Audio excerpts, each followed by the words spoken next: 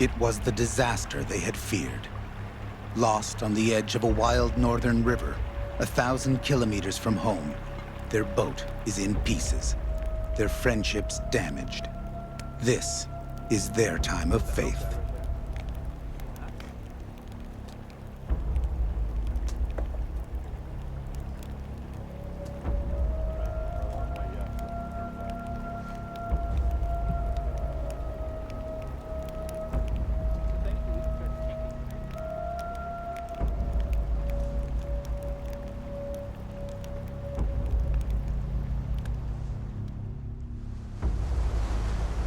"12 hours earlier, a sudden and terrifying collision sank their York boat.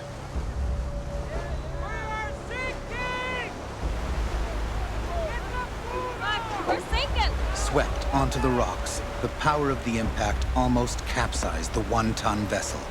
This is how many fur trade Yorkmen died. That fills up enough, it's going over. Just before the end of the rapids, we hit a rock very hard, damaged the bottom of the boat significantly, and then got stuck sideways on an even bigger rock shelf, and the boat almost capsized. We had to scramble to get to the upstream gunnels just to keep it from going over.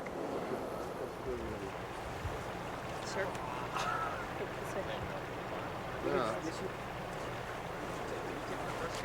We're all gathered here today to mourn the passing of a loved one. We just got to figure out what we're going to do today. I think we should all just weigh in on our ideas for Bob. So I think we need everybody's input to get this thing constructively fixed and on our way. What about the safety factor of it? Like, someone could have got hurt there, and we're lucky. It's a concern for me, and if we fix it, we gotta fix it good. Like, how many more rapids we gotta go through? 30, 40? I mean, frankly, I don't want to be in that boat anymore if it's going to be hitting rocks like that. Like, that's pretty serious damage, and Kenny's right, we're lucky nobody took the damage.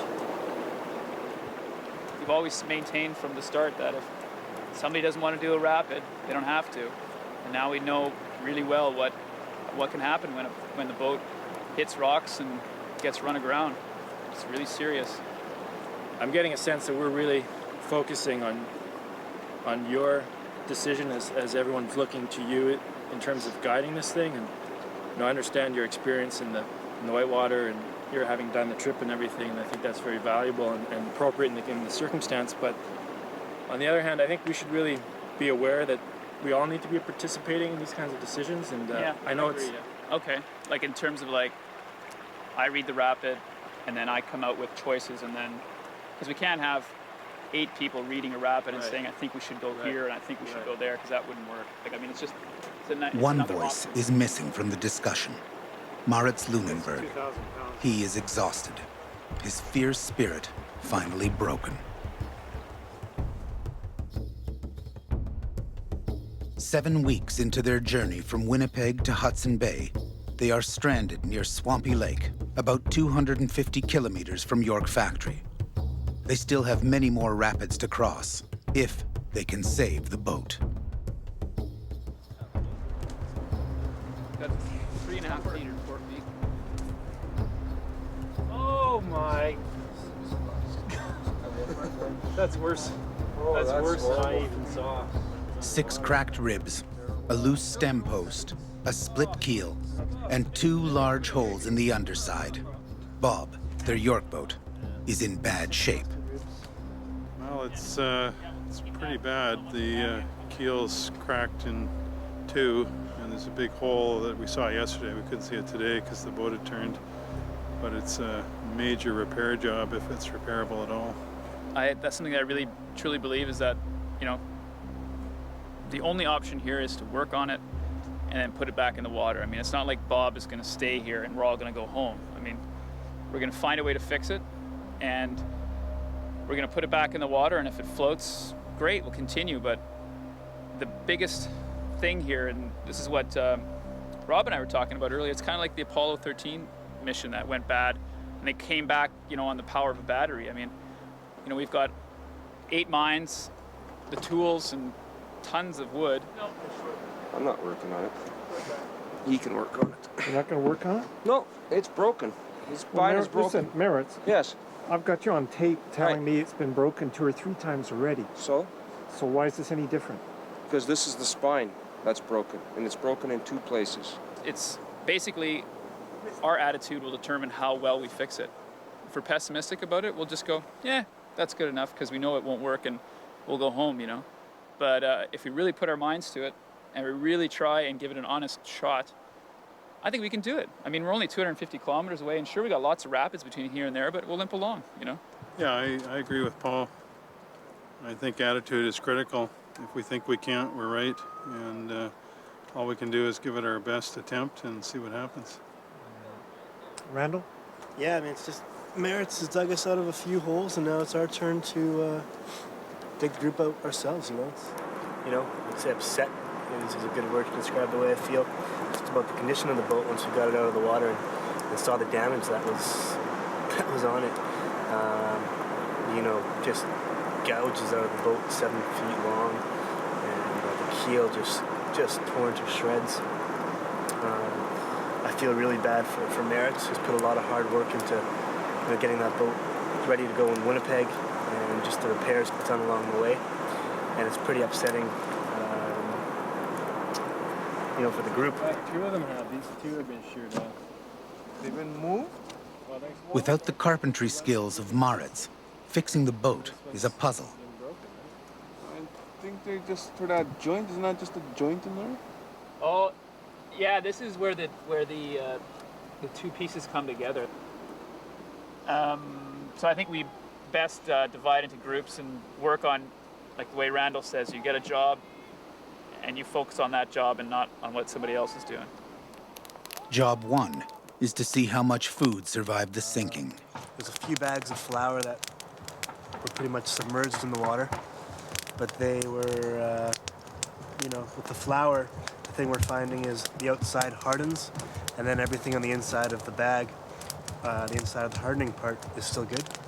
So we have to basically transfer the good stuff out of the wet bag into a new bag. Pemmican has been soaked again and again, numerous times. So we just dump the water out and then keep on carrying it along and cooking it up to eat. Stinks though. Dried out the remainder of our small stock of potatoes and onions that we have left. I think we have about 8 onions left and maybe 30 potatoes for the rest, something like that. So we're rationing those. Rosanna Schick is at home in the bush. She has a few ideas on what might help repair the boat. Looking for spruce gum, and it's the sap from inside the spruce tree. What it does is it comes out of the tree, I guess in spots where the tree has been damaged, and it hardens on the outside, and you'll see little clumps of it like this on the spruce tree.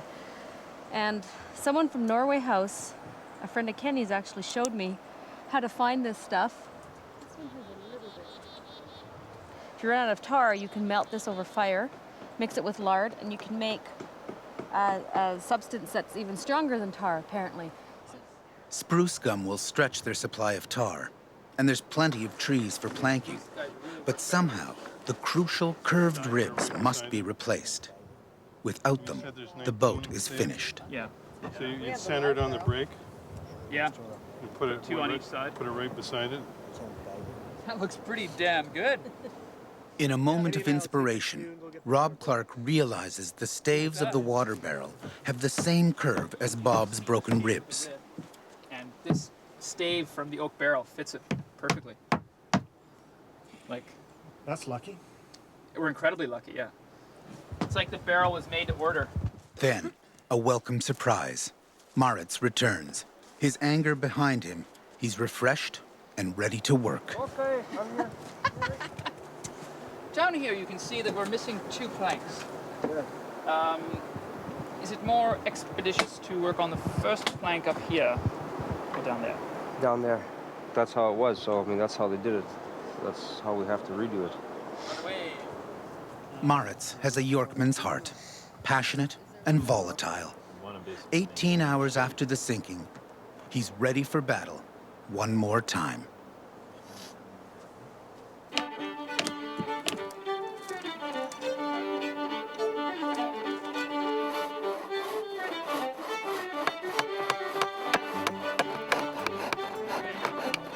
We're doing our best here, but it feels like a gigantic kids project to rebuild a York boat with the materials and tools we have.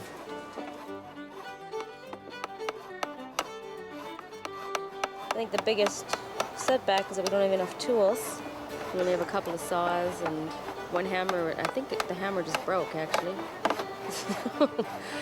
So there's a few setbacks, but slowly but surely. Somebody broke the ruler, the only ruler that we had, so I took a little piece of it that was left and fashioned a new one. I think it's fairly accurate. 7 3/4.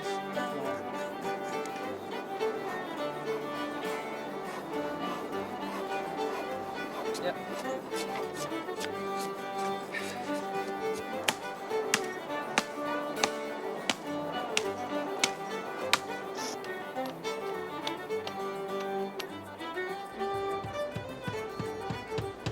If this would have happened August 1840, what would have happened to the crew? Well, I guess it depends. It depends if they were traveling, as I think they did for the most part, in a brigade, in which case they would have had the assistance of other boats and other crew members. If they were traveling individually like we were, I suppose they would make all efforts they could to get it fixed. And failing that, I don't know. You know, walk to York Factory, walk back to Oxford House, but they were on their own back then, and you know they had to get it fixed, or they were walking. For this crew, walking is not an option. Their choices are simple: save the boat or quit. And Yorkmen don't quit. I want it to fit flush here, and that hole we can plug. Okay, how's that? What?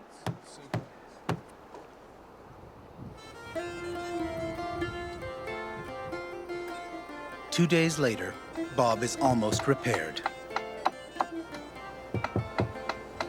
There's some more repairs on the other side of the boat that still have to be done.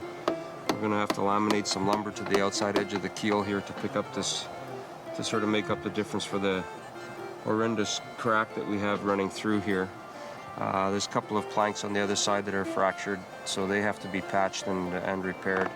And then the whole thing has to be caulked, sealed.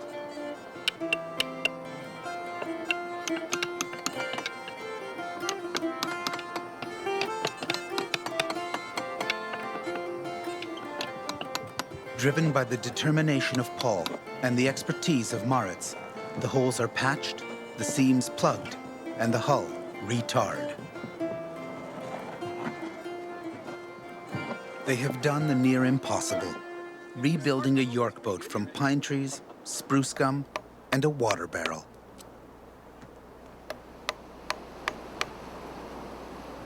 I found that I'm, maybe a little bit pessimistic, or not even maybe a little bit. I am pessimistic on some of our endeavors, and I see what's happened with Bob, and I saw the damage, and my confidence in the ability of the boat to continue on from this point is basically at about 20%.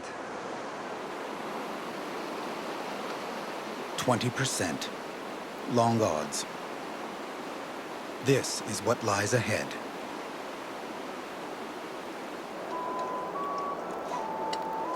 I don't think Bob is safe anymore. Tomorrow, they plan on relaunching. But the sinking haunts them all. No one knows if the repairs will hold. They've seen the crushing power of the water, and it has scared them. Ken, badly shaken by the accident, is having doubts about the entire journey. Well, if we hit another rock and it splits and say it turns over again like it did, or it turns right over this time, or if someone gets hurt is my general concern. I don't want anyone to get hurt. And be hard to live with that when, you know, we're just trying to make a film, and if this was our lives, our real job, it would be different. But there's more of a risk now that the boat is not 100%.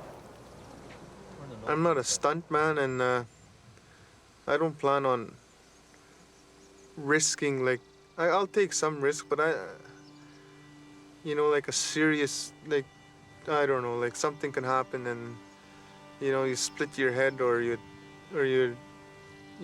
paralyzed, or, you know, anything can happen.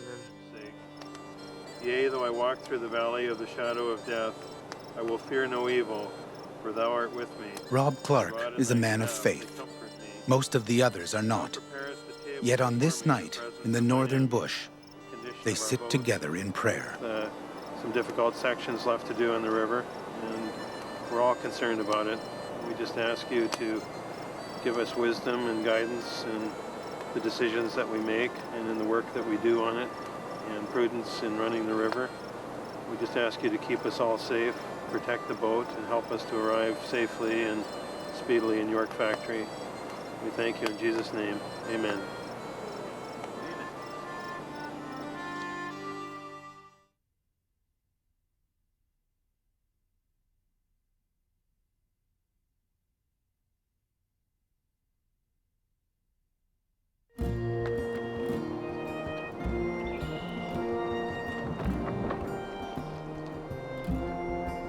A new day, a new beginning, a familiar problem.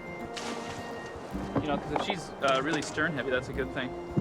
Because I mean, the rate that this water's coming in, it will need to be bailed like pretty much continuously. This is after about an hour and a half, I guess. Hopefully that, you know, she'll swell up a little bit and it won't leak as much. But there's other portages, so we'll be able to take her out sometime. We're all hoping that that Bob stays afloat and that we don't have any more calamitous situations. And yeah, it's nice to get out of here, even if it's just to get out of here. That triangle white, we're gonna stay in the middle and... But getting out of here puts them right back where they began, in the middle of a killer rapid in a leaky York boat. And this is the biggest rapid we've done, but I think it's, from what we learned, I think Bob easily handles big waves. There is the possibility that we'll do some damage just because it's a big wave. I don't know. How big is it? The curling back one? Huge. I don't know. How big is huge in feet? So Kenny, you regretting the day you signed up for this project? Not yet. Maybe soon though.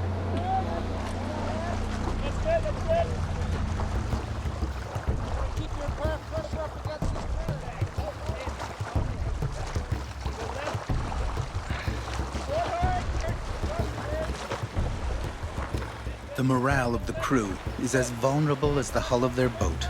Another sinking, and the quest will be over.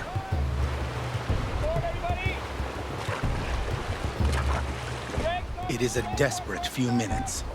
To avoid the rocks, they need a precise course through the channel. Paul steers. Moritz sets the pace.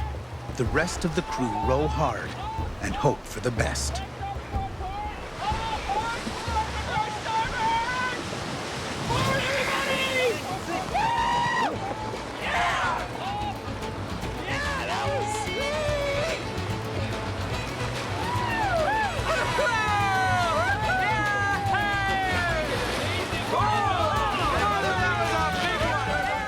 They are through.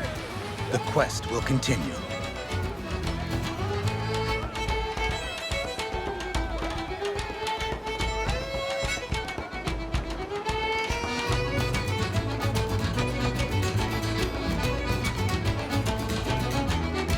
Alright, laddies! We found the cargo! Shall we retrieve it? Aye! 2 days and 50 kilometers later, an unexpected find. A piece of their cargo. I volunteer. Okay, Rob. Oh, you go there and get your wee willy wet. Since the relaunch, the mood of the boat has been exuberant. This solitary bale may be a symbol, that their luck has changed. Well done, Rob. Where shall I bring it? Bring it to him forward. I'll put it here. Take it to York Factory, Rob. York Factory? I don't think so. You might have a better chance than. Well done. Oh, good job. Number 3. Is that somebody's lucky number? Bingo! That's The your lucky question number. is how to get up here without tarring my entire front side.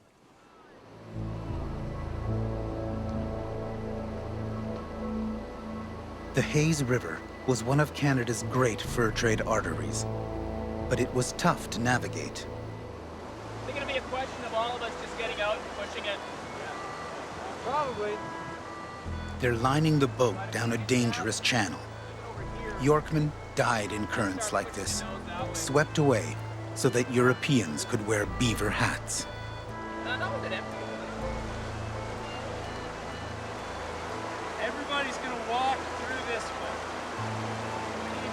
You people on, actually more people at the front pushing the bow. The crew wear helmets and life jackets constantly. Their hobnail boots have the purchase of ice skates, and they worry about being carried downstream.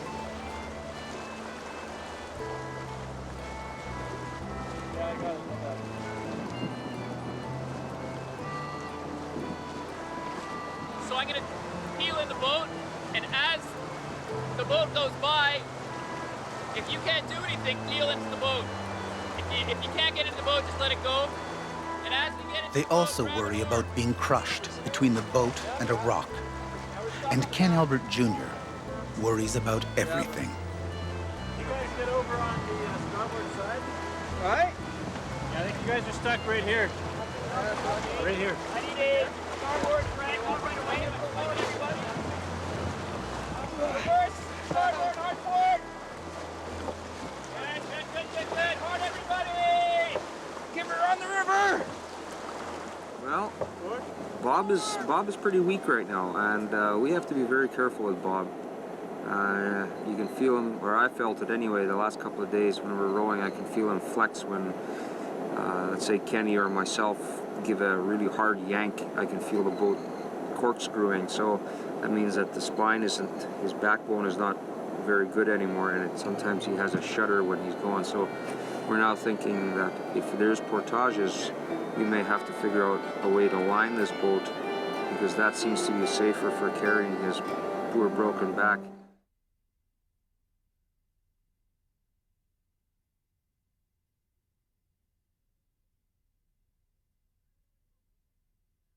I really hope we get through these rapids in the next few days. They stress me out more internally than externally. I try not to show it, but I'm not having as much fun in the whitewater as I used to. I just want to be through it. I just want, and not only for myself and our safety, but just for the boat. I mean, we all care about the boat, and any major damage to the boat is going to be a huge setback for us. It may even end the trip. I mean, the trip could be done in if we do in the boat again. So it's every bump, every grind, every rock that we're trying to avoid just makes me nervous, and I just want to finish the rapids.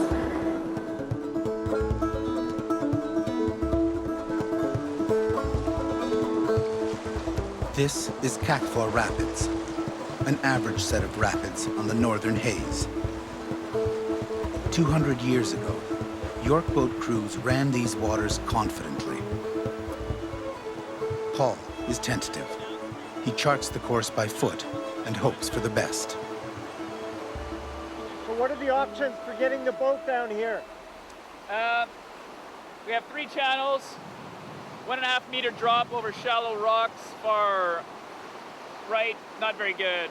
Middle is death by Bob over sharp rocks, really bad. This looks a little bit better. It's fast. We don't know how deep it is. It looks kind of shallow in some places, and you just got to guess a lot of times. Their quest has become a series of guesses. Run the channel or portage the York boat. No one knows. The York boat is a very demanding beast. There's no doubt about it. But it is hard work, and it takes concentration, and it takes timing, and I think as a group we're really starting to coalesce. You know, today and yesterday in the rapids that we were running, things were just clicking really, really nicely. Oh yeah, especially with 7 other strangers, like just to be with them for that long without beating any one of them up yet is something.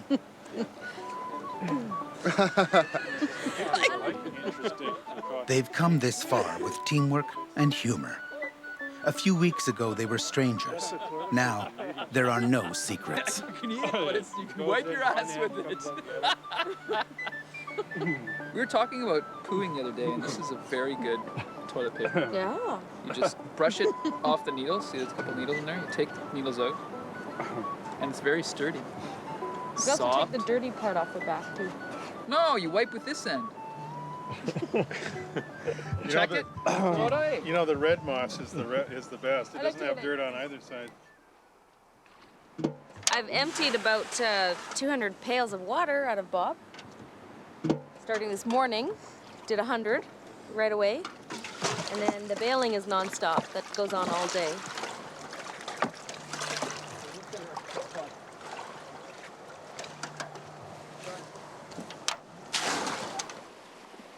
The beauty of the Hayes is an illusion. It is a dark and deadly river.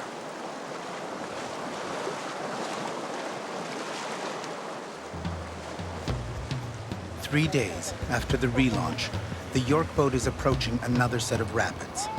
They look innocent. They are not.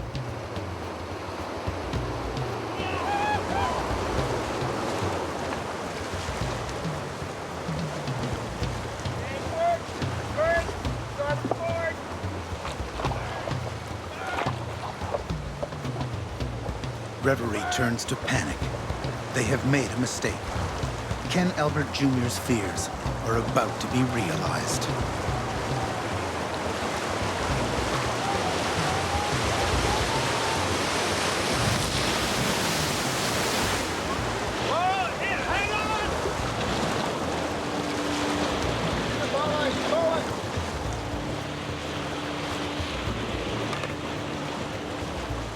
In the chaos, the York boat is swept away. Come back, Rob. Rob, come back! Come back! Without warning, Rob Clark dives into the icy waters and saves the boat. What did it hit, Marin? Well, we hit a rock. I could feel it. It just went down. Rob's still going to get that boat.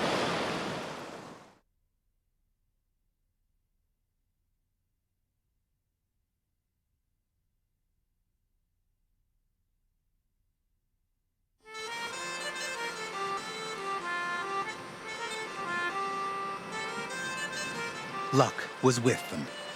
The York boat and Rob Clark escaped serious injury. I'm actually thinking maybe we should call Bob Patches. Fixing the boat is now second nature to Moritz.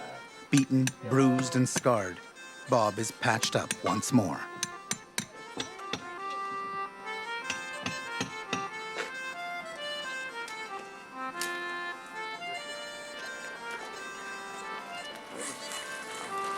I don't think bringing me down to where Rob was, I don't know if that would have made a big difference. If it was even possible. Like, I think we were on the right course. We were 5 feet. We were 5 feet long of where we should have been, Pablo. I mean, you can't. There's nothing you can do about that. yeah, no, I just want to make sure that we're doing everything, that we're not. We'd been 5 feet further upstream. We got around that. We'd have been laughing. I feel like we're in like the 9th round of a super heavyweight fight. Bob against the Hayes River. Boom! We just got a good couple of guts and then a bow right in the chin. Bob goes, whoa! Against the ropes. Right now he's struggling. Shaking it off, and then we're gonna keep on going. I seen it coming. Rob? You can't do anything, just roll harder. And... Rob?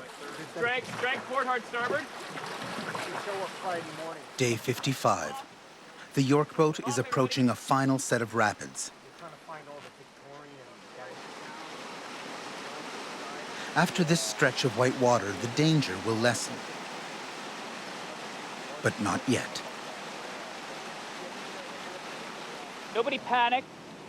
The end of the rapid sort of kind of finishes with a hole and then a quick turn to the right. All we got to do is put our oars, drop, starboard. These rapids are especially treacherous. Paul gives the crew the option of hiking around while he takes the boat through. Stick with it. You know, we might get close to shore, but we'll be all right. Absolutely. I'm in. No nays? Go, man, go. They decide to stay together. No, I'll go. This will be the 34th set of rapids.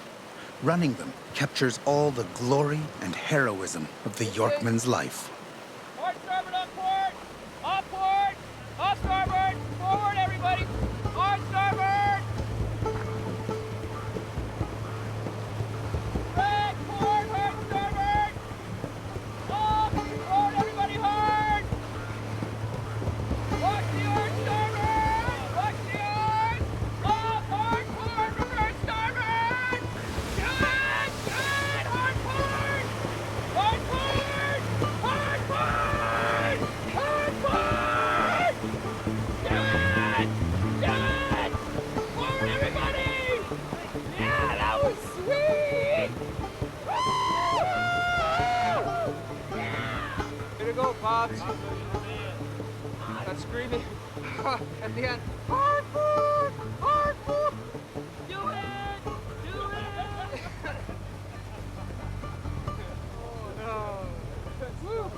Well, it's very significant to us, and it would have been extremely significant to all Yorkmen that passed this way, whether they were going upstream or downstream.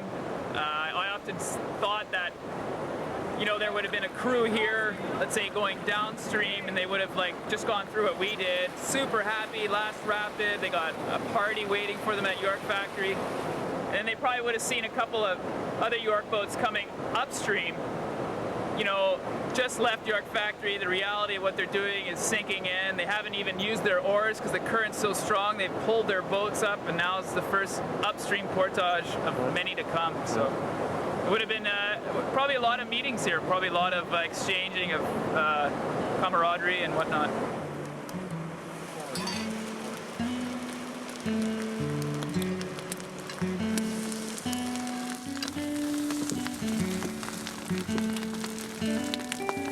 Spice here. Jeez, these were probably for about 20K. 20K. Insane. Late August on the Hayes. Dampness is everywhere. The crew are keeping Yorkman's hours. Up at dawn, to bed at sunset. Work and sleep, and work again. Around them, the land is changing. The forests of pine and tamarack are dissolving into the bleak northern tundra. The air is chilled by an ice wind off the bay. 3 degrees south of the Arctic Circle, the bugs are gone, replaced by a curious seal. They have come a long way and have paid their dues. It is their 60th day in the year 1840. I am a little bit bummed out, but we're back rolling along again, and everybody's feeling pretty positive. So I'm picking up on everybody else's positive vibes, and we'll do all right.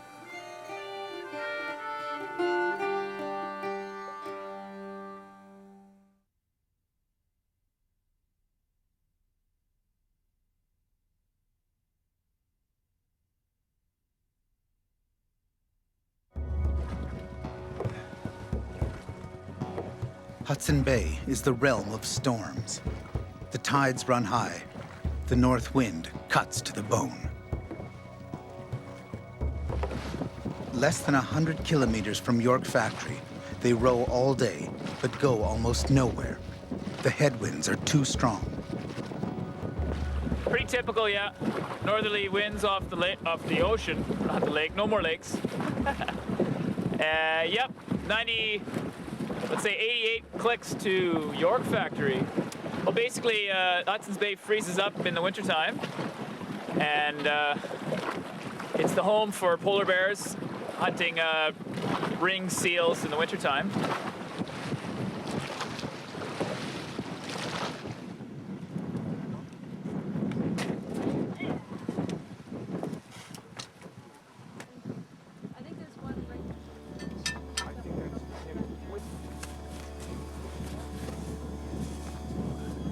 To conserve their strength, the crew seek shelter in the bush.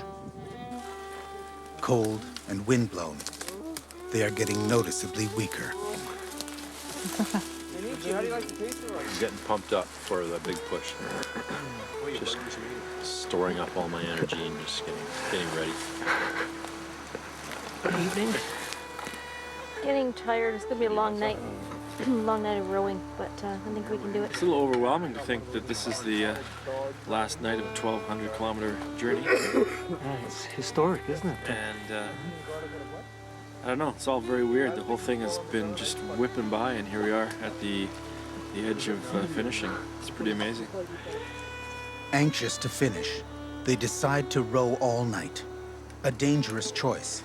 The current is strong. It could sweep them far into Hudson Bay. Okay, Pablo? Aye, it's very good. Thank you very much, Otto.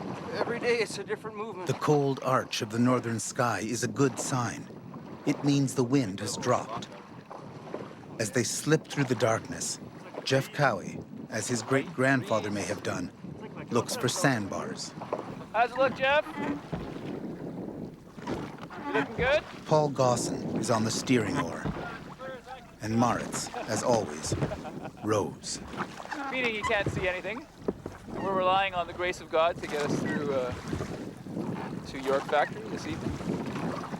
Well, in 61 days, my pursuit of the quest for the bay has been more a, I guess, a goal of personal satisfaction.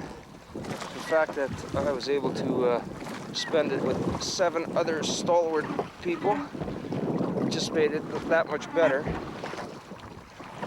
I think it's a fitting end to 1,200 kilometer journey.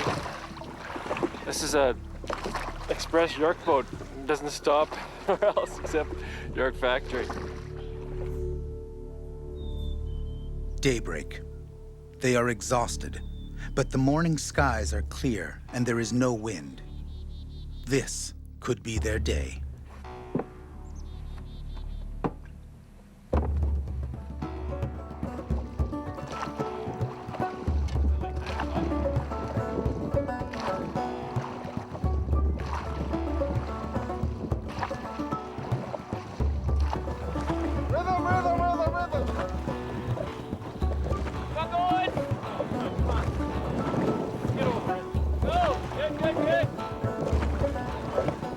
It is the afternoon of day 61, and a storm is chasing them north.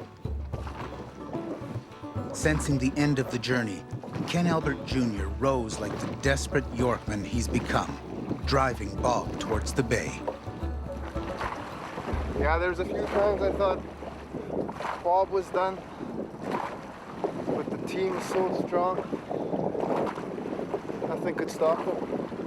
The team is strong. Not for its physical strength, but for its character. A hydro lineman and a river guide. A teacher and a student. A rock band manager, an academic, a businessman, and a carpenter. Ordinary Canadians doing the extraordinary. 8 more dedicated people I've never seen.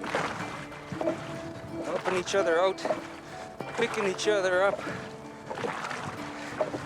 I don't know. It's a privilege and an honor for me to have all these friends of mine with me on this trip. Sense of relief that we're finishing when we are. Glad to be here. This has been a real odyssey and an adventure. I've thoroughly enjoyed it, and I'm really proud of the whole crew for what they've accomplished. And this has been, you know, by far the most physically, emotionally, and psychologically grueling trip that I've ever done. I'm honored to be able to have done this, and I'm really happy we made it here. What was the question? I'd like to thank God for looking after us on this most dangerous trip we took. And I'm really proud of this crew. Really beat the odds to get here. It's kind of sad in a little ways because grown really attached to the crew, and we just are just a great bunch of people, and it's too bad it's all going to end in about 20 minutes. In 2 days, we're going to be back in the city, resuming our lives, and this is it. Not sure really what to feel. I think in a few weeks, I'll have a better perspective on this whole business. It's a pretty amazing moment, though. It's a long way. We've come a long way. I see the white observation tower of York Factory. Everybody, hard, let's go into the eddy here. Reverse, starboard, forward. Reverse, forward, starboard, let's go. Good, it's current. Forward. Almost there. Oh yeah. My name is Gordy Ross. My age is 3 and 30. I'm a tripman for the HBC. My work is hard and dirty. Sometimes I ache unto my bones. My work is hard and dirty. My father was an Orkneyman. A fur trade man was he. The fur trade route from Winnipeg to Hudson Bay was one of the great Canadian adventures. The Yorkmen are gone, but their stories survive, as they must. They are our legends. A young nation would one day build a railroad of steel. But first came a quest for the bay.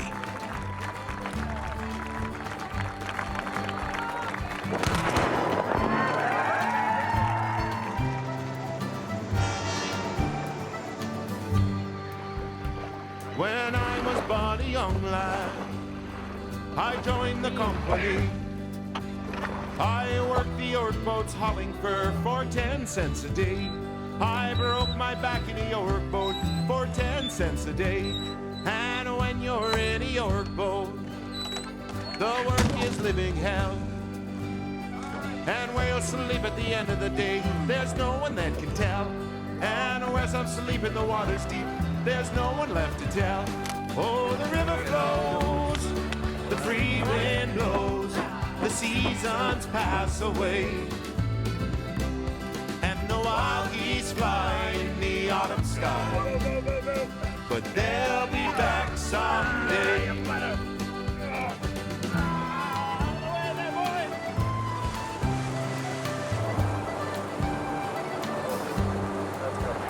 We worked as strip men on the boats, John Louis, Peak and me. The rocks and rapids took them both. Someday maybe it's me. It ain't no life for a young man. Someday I'll walk away, but I guess I'll work another season. I just can't seem to save my pay. No, it ain't no life for a young man. I can't seem to save my pay. The 21st century Yorkmen complete their quest with pride. Pride in doing what the Yorkmen of 1840 regularly did, sailing to the edge of the great frozen sea and delivering their cargo to York Factory. Oh, the river flows, the free wind blows, the seasons pass away. Right on, Isaac. Right on. But they'll be back someday.